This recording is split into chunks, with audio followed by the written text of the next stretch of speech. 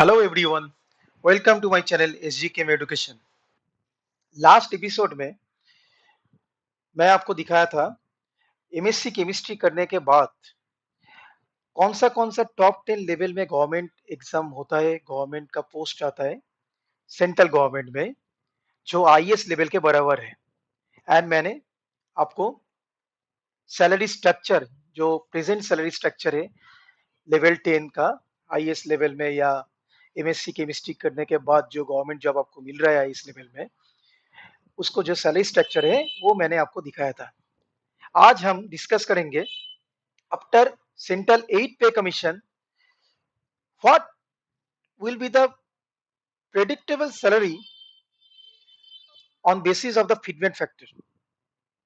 सो देखिए, fitment factor जो है 1.92 से लेकर 2.4 तक जा सकता है, लेकिन जो मिनिमम फिटमेंट फैक्टर है वो 1.92 से नीचे नहीं आएगा।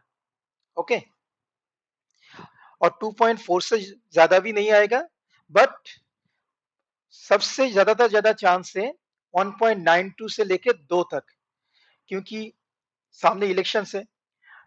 सो सेंट्रल गवर्नमेंट ये सोचकर 2 तक बना दे सकता है इस मिड फैक्टर। ओके,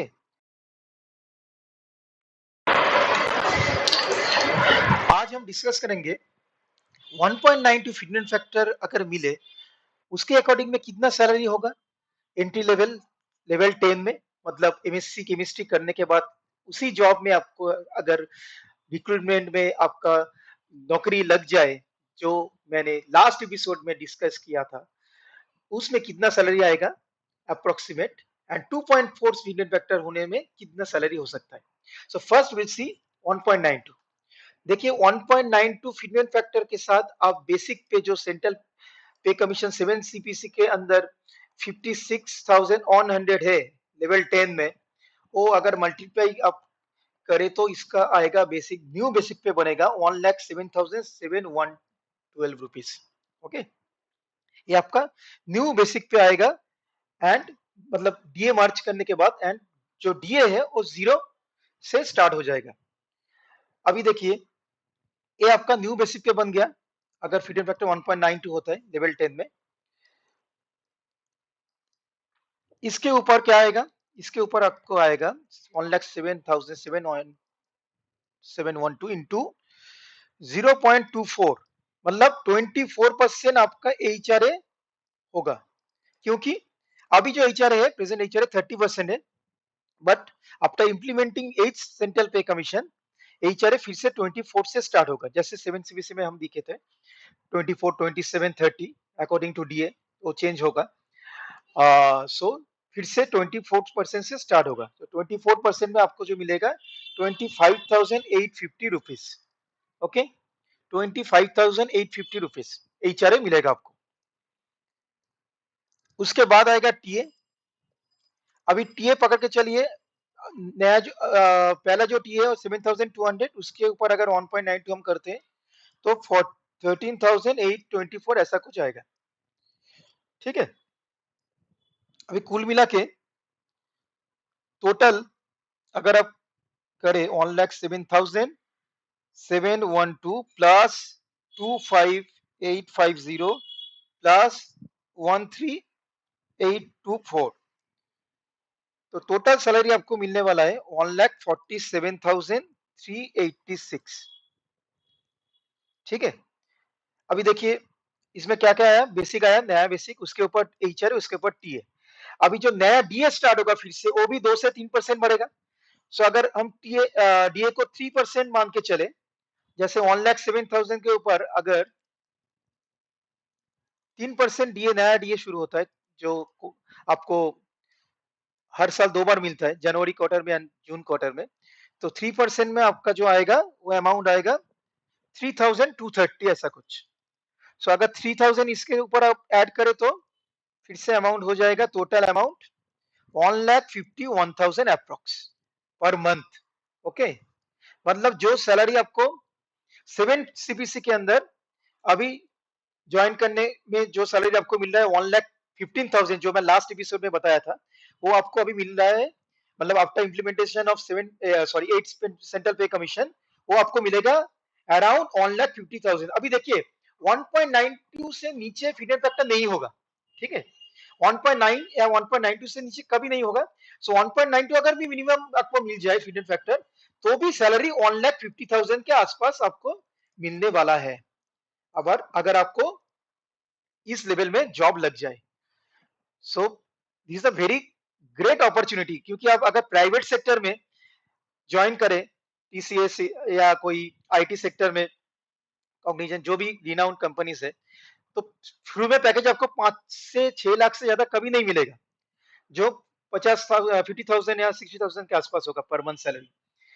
क्योंकि ये जो जॉब है मतलब सेंट्रल गवर्नमेंट में, ये MSc equivalent to BTech, BTech वालों भी इसमें आ सकता है ऐसा पोस्ट में, ग्रुप ए गेजेटेड ऑफिसर का पोस्ट में।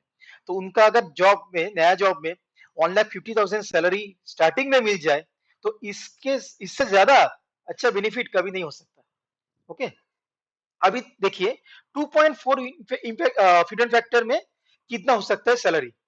2.4 के साथ आप 56,100 मल्टीप्लाई कीजिए, तो आपको आ जाएगा 1,34,640 रुपीज। ये बेसिक पे बन गया, नया बेसिक पे। ओके, नया जो बेसिक पे आपका बन गया 1,34,640 रुपीज। अभी देखिए इसके ऊपर आएगा क्या, एचआरए 24%। सो 1,34,640 इंटू 24% आप अगर करें तो इसका आएगा 36,352 रुपीज। Very handsome amount. आपको हाउस रेंट अलाउंस मिलने वाला है 36,000 अराउंड, ठीक है।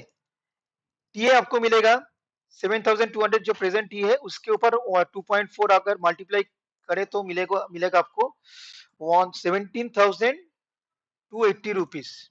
ओके, एंड अगर फिर से आप 3% या 2% ये मान के चले बेसिक के ऊपर, सो 1,34 इंटू 1,34,640 इंटू 3%, मतलब इसमें आएगा आपको ऑलमोस्ट